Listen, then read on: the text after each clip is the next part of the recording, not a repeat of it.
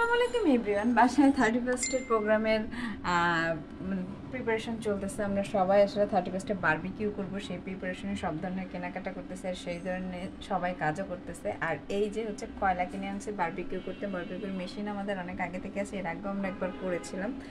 তো কয়লা আনছে এখানে 2 কেজি কয়লা।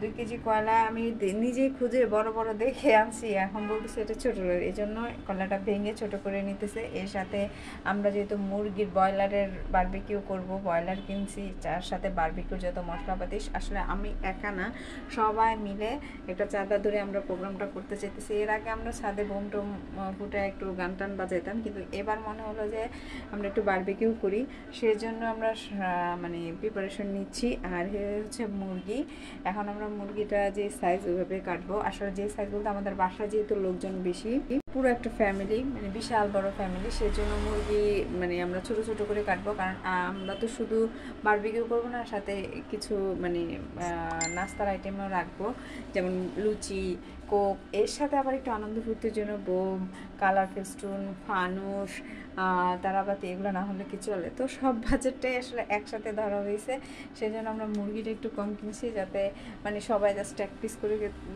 মানে হয়। আর সেই জন্য আমরা মুরগিটা সবার পার্সেন্ট অনুযায়ী একদম ছোটো ছোটো করে কাটছি, যাতে বাচ্চা বুড়ো সবারই অ্যাটলিস্ট একটুখানি করে হলেও আমরা দিতে পারি। তো সেই প্রিপারেশন চলছে। আর এই হচ্ছে এরপরে শপিং করে আসা হয়েছে বারবিকিউ মশলা, টমেটো সস, সয়া সস আর বারবিকিউ সস। যদিও বোতলটা বারবিকিউ সসের আমার হাত থেকে পড়ে ভেঙে গেছে, সাথে সাথে অবশ্য একটুখানি ভেঙে যাওয়াতে আমি পুরো সসটা অন্য কোটায় নিয়ে নিছি। টক দই আনা হয়েছে, সাথে ময়দা আনছি লুচি বানানোর জন্য। আসলে সব কিছু কেনাকাটা কমপ্লিট। আর এখন আমাদের বারবিকিউর যত প্রিপারেশন সব চলছে। দোয়া করবেন আমরা যাতে খুব সুন্দরভাবে বারবিকিউটা করতে পারি, আর সবাই আনন্দে 31 উদযাপন করবেন, সবার জন্য দোয়া রইল। আর আজ এই বছরের সকল প্ল্যানিংগুলো যাতে আমরা সবাই নতুন করে নতুন বছর শুরু করতে পারি।